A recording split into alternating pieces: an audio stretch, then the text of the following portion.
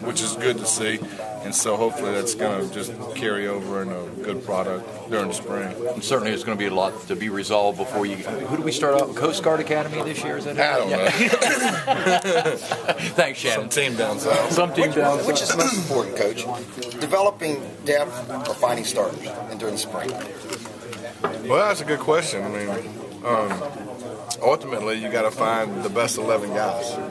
And so, I mean, if you look at, let's say, for instance, receivers, you got 4 positions or 3 when you go 20 personnel. You can break it down however you want to break it down. Well, ultimately, you want the best 4 on the field, right?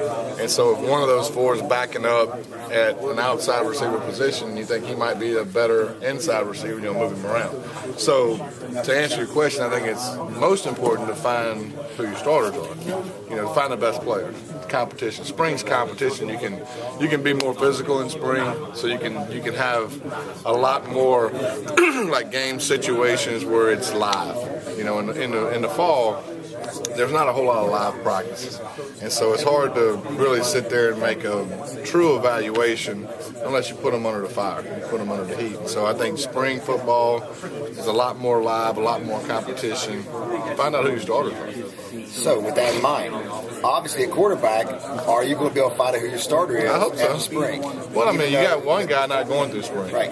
And so, I mean, with that being said, it's going to be tough. But, I mean, hopefully, if one guy takes it and runs with it, then he's going to have the upper hand. And so, I mean, whenever Clint's ready to compete, we're going to allow him to compete.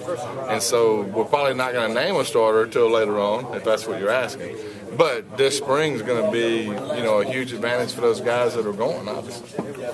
When did you decide to bring Skylar in? At what point? Probably about right at the end of the season. I had a meeting with Dana, and I placed a plan in front of him of what I thought we needed to do, and he agreed. And so I went out and tried to find the best midterm guy to add competition to that room that I could find. And so, when you were watching film of him, what did you see, and what did you like that he could do? Well, the biggest thing is throughout the course of his background, getting to Riverside he's got a good story. He's had to fight. He's had to fight hard. He's been an undersized quarterback his whole life. So that, I think, you look at the NFL draft right now and everything's about how Manziel measured out at 5'11". Well, I mean, the kid can play. The kid's a competitor. He's got intangibles, this and that.